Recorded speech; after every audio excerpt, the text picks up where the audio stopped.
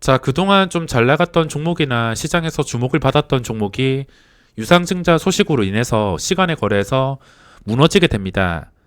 제 경험상 제가 주식을 가지고 있다가 유상증자를 맞아본 적은 없지만 보통 적자가 지속되는 종목이나 최근 적자로 돌아선 종목 중에 유상증자 나올 확률이 존재해서 주의를 하셔야 되며, 적자라고 모든 종목이 나오는 게 아니라 그럴 확률이 존재할 수가 있습니다. 특히나 주의를 해야 될 것이 최근에 실적이 안 좋아지고 적자 전환하고 적자가 이어지는 종목 중에 환금선까지 깨버린 상태에서 장기적으로 하락 추세에서 벗어나지 못하는 종목은 분명히 주의를 하셔야 됩니다. 자, 그러면 시간의 거래량 그리고 신규 상장주들 최근에 좀 적극적으로 움직이고 있기 때문에 하나씩 살펴보겠습니다. 우선 최근에 상장한 넥스틴이라는 종목이 이렇게 시세가 나왔습니다. 둘째 날에 바로 시세가 나왔는데 빅히트엔터나 카카오게임즈, SK바이오팜, 소문난 잔치의 기관 투자자가 말도 안 되게 뻥튀기 시킨 종목보다는 차라리 이런 시장에서 관심이 덜한 뻥튀기가 안 된 상장주가 조금 더 유리할 수가 있습니다. 이런 종목에서는 거래량을 봤을 땐 거래량이 그렇게 많지는 않지만 최근에 이오플로우 같이 뻥튀기가 안 되고 기관 투자자가 나가는 종목은 세력들이 들어와서 주가를 이런 식으로 올려버릴 수 있기 때문에 차라리 뻥튀기가 안 되는 종목을 공략하는 게 소문난 잔치인 빅히트엔터, 카카오게임즈보다 훨씬 더 나을 수가 있습니다. 자, 넥스틴이라는 종목 봤을 때 둘째 날에 이렇게 고점 돌파하고 나서 11%에 마감했습니다. 결과적으로 봤을 때 상장하고 나서 뻥튀기도 안 됐는데 10% 정도 올라서 마감을 했다면 현재 양호한 상태라 할 수 있습니다. 게다가 기간까지 들어오면서 거래량이 그렇게 눈에 띄지 않은 상태에서 최근에 기간이 들어오면서 주가를 끌어올린 게 비나텍이라는 종목이 있습니다. 제가 이거 상장 초기부터 코스닥으로 넘어온 뒤부터 아마 이쯤부터 제가 말을 해드렸을 텐데 거래량이 너무 없어서 패스를 했던 종목입니다. 근데 느낌이 E&D라는 종목과 비슷해서 상장 초기 고점 뚫어주고 코스닥으로 넘어온 날 고점 47,000원 뚫어주니까 이런 식으로 시세가 나왔습니다. 게다가 뚫어주는 과정이 E&D 상장 초기 때 수급과 비슷합니다. 이것도 상장하고 나서 이런 식으로 가파르게 시세가 나왔습니다. 기관 투자자가 주도를 했으며 최근에 또 기관 투자자가 들어오고 있습니다. 비나텍도 기관 투자자가 이렇게 들어오고 있으며 넥스틴도 약간 비슷한 느낌으로 둘째 날에 기관 투자자가 들어왔습니다. 이렇게 된다면 셋째 날에도 들어올 확률이 높으며 얘들이 또 들어오게 된다면 비나텍처럼 흘러갈 가능성이 높아질 수밖에 없습니다. 매도가 나오지 않고서 둘째 날부터 추가적인 매수가 들어왔다. 이거는 한 기관에서 들어온 게 아니라 연기금, 투신, 보험, 금융투자 전부 다 들어왔습니다. 이렇게 된다면 셋째 날에도 들어올 가능성이 높으며 만약에 들어오게 된다면 또다시 고점 돌파할 가능성이 굉장히 높아집니다. 게다가 주가가 정말 가볍기 때문에 변동성이 정말 굉장합니다. 장중에 아무렇지 않게 20% 이상까지 올라가는데 이것도 거래량이 없어서 제가 공략을 할지는 모르겠지만 그래도 비나텍이랑 비슷한 느낌으로 상장을 한 상태입니다. 뻥튀기가 안 되었다는 것이 매력적이라 할 수 있습니다.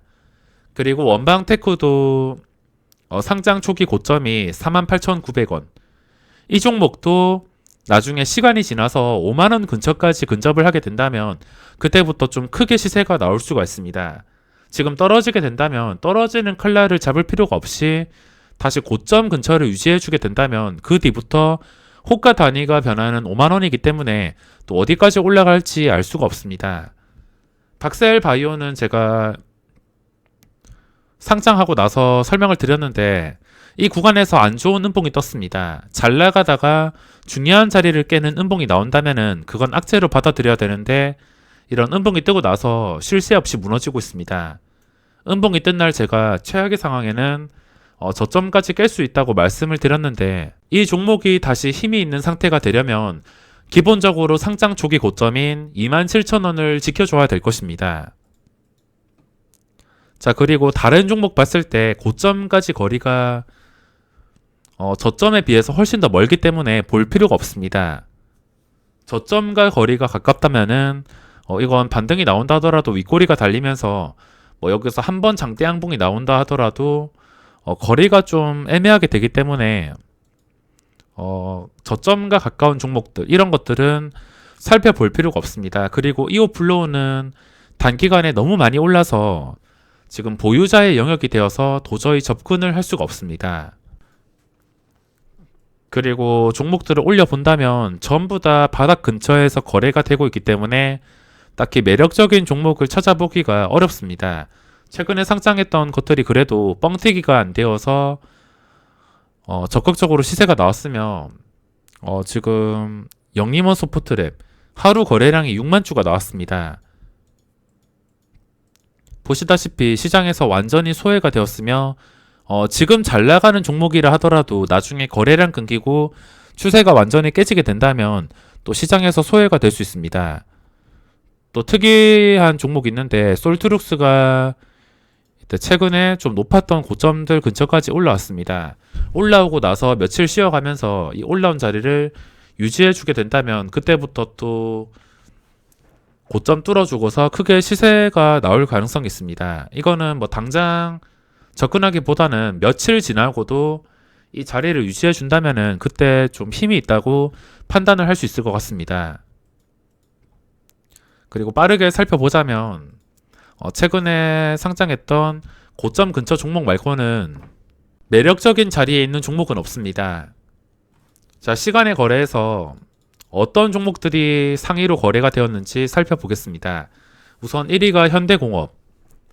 현대공업이 이게 동시호가 들어가기 전에 VI가 걸렸는데 이때 3시 18분 정도 그때 VI가 걸렸습니다.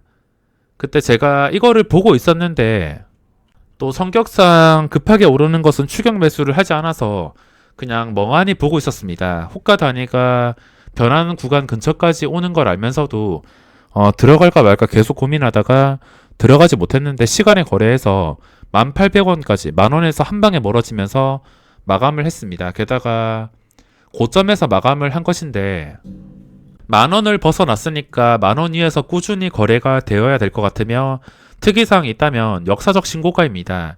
이미 그 전에 고점들 전부 다 돌파한 상태에서 거래가 되고 있으며 최근에도 길게 보시면은 그전 고점들 깨지도 않고서 거래가 되었습니다. 주가가 쉽게 밀리지도 않고 최근에도 뭐 하루에 밀려봤자 소수점 거의 밀리지도 않았습니다. 밀리지 않다가 다 방심한 틈에 주가가 이렇게 오르긴 했지만 중요한 점은 시간의 거래에서 좀 많이 올랐다는 것입니다.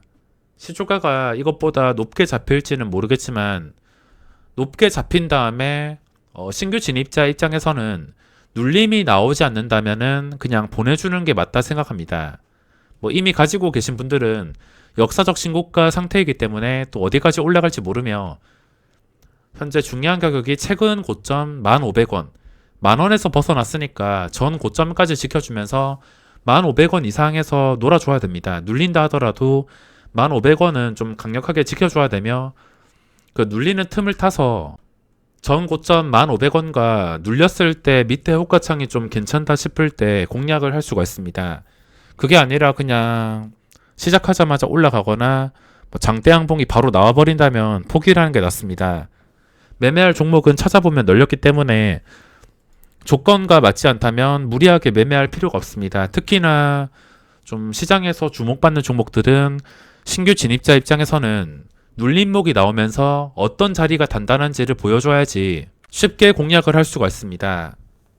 제넥신이 좋은 뉴스가 떴지만 마이너스에서 마감을 한 상태며 모바일 어플라이언스 이것도 최근에 좀 시세가 나왔는데 시간의 거래에서 3.5% 역시나 제가 긴 말 하지 않고서 시초가와 그리고 시간의 거래 종가인 5,850원 최고가에서 마감을 했기 때문에 이 최고가 한 개만 보면서 대응을 할 수 있지만 그전 패턴 보시다시피 윗꼬리가 좀 달리고 있습니다.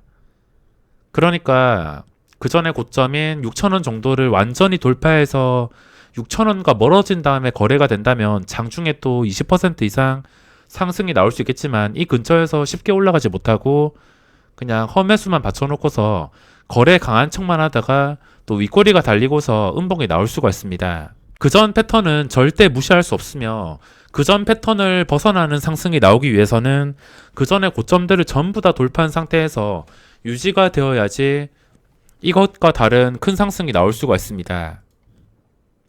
그리고 모트렉스 최근에 너무 가파르게 올라서 이거는 매매 자체를 포기했습니다. 그리고 또 시간의 거래에서 거래대금으로 눈에 띈 게 한국파마라는 종목입니다. 이거 제가 양봉 나왔을 때 설명을 드렸는데 거래량이 꽤나 올라왔습니다.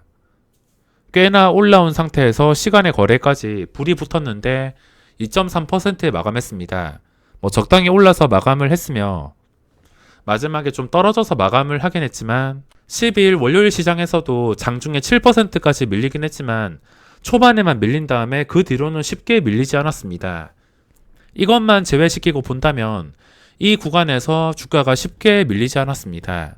쉽게 밀리지 않는다는 것의 의미를 찾아야 되며 당연히 지금 봐야 될 중요한 자리는 이걸 버텨주었으니까 저점 26,000원 정도 26,000원이 중요할 수가 있겠습니다. 만약에 26,000원 깨버린다면 황금선까지 깨버리는 것이고 이게 아니라 이 올라온 자리에서 계속 유지가 된다면은 다시 역사적 신고가가 나올 확률이 높아집니다.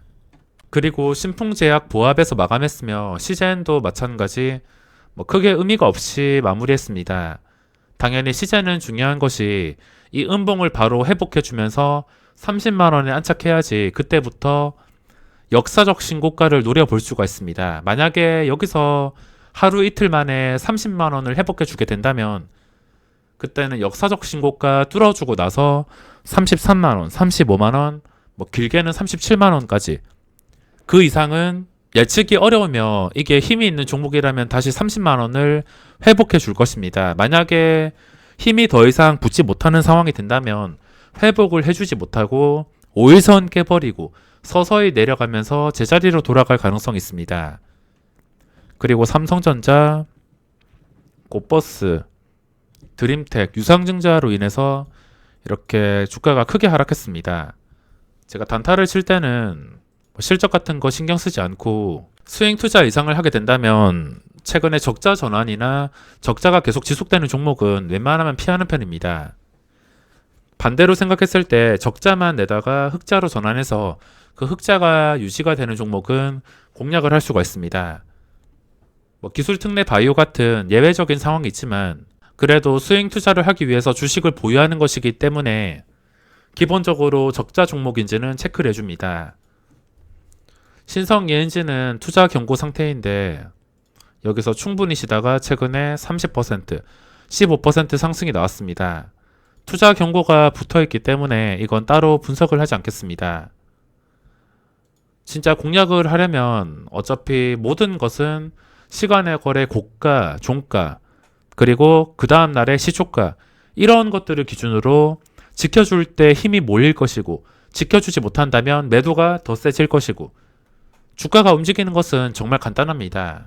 이 간단한 것들만 챙기게 된다면 여기 보이는 어떤 종목이라도 하락이 나온 종목이라도 공략을 할 수가 있다는 것입니다. 자, 상위권에 딱히 변동성이 나온 종목이 없습니다. 원풍물산이 상한가에서 마감을 했으며 시간의 거래 종가가 3,100원 그리고 그 전에 고점이 3,015원 당연히 눌렸을 때 이런 자리들을 어떻게 지켜주냐에 따라서 시초가에서 양봉의 크기가 결정이 될 것 같습니다. 떨어지는 칼날을 시간의 거래에 좀 많이 오른 것들 떨어지는 칼날 싸 보인다고 함부로 잡다가 큰일 날 수가 있습니다. 그리고 밑으로 내려봐도 뭐 변동성의 특이한 종목은 그렇게 많지가 않습니다.